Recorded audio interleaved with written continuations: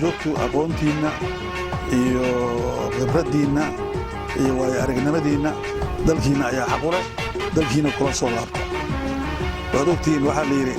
haybad waxaad ku leedahay dalkaaga hooyo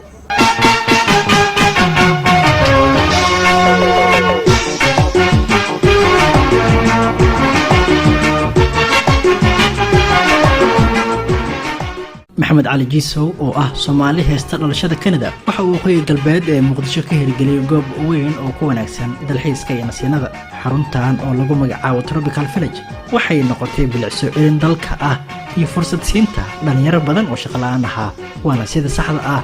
oo ay qurbo joogteena kaga qayb noqon karaan kooxda dhismayaasha dalka iyo in dhalinyarada loo sameeyo shaqo abuur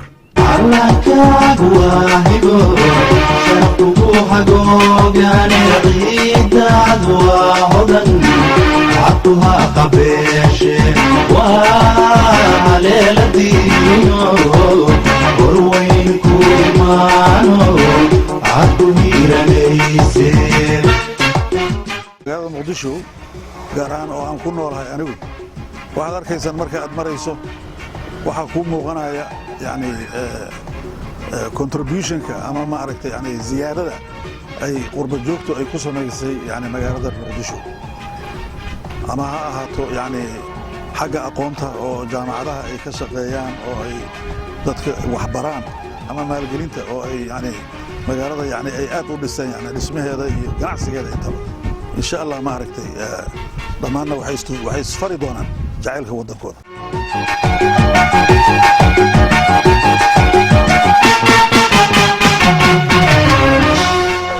kaalinta horumarinta dalka ee uu geysanayo ganacsade Maxamed kaliya kuma uusan koobin Muqdisho marka waxaa jirta meel xeeb la yiraahdo Siamo beach oo marka iyo baraha dhaxdooda ku taala ya halkaas oo meel dalxiis loo tago adduunyada meelaha ugu qurux badan ee ka tirsantahay meelaha adduunka ugu qurux badan ee ka tirsantahay halkaas oo ay ujeedadeedu tahay inaan ka dhigo goob dalxiis ya haddana guriga igu dhisan yahay marka dadkana aan baro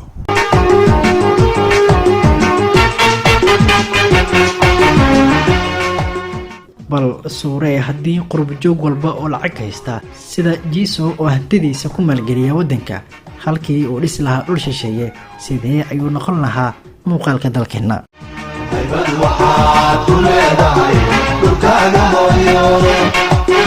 haybad waxaad ku leedahay dalkaaga hooyo wana lama huraane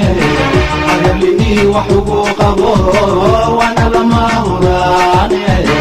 hagarlii wax ugu qabo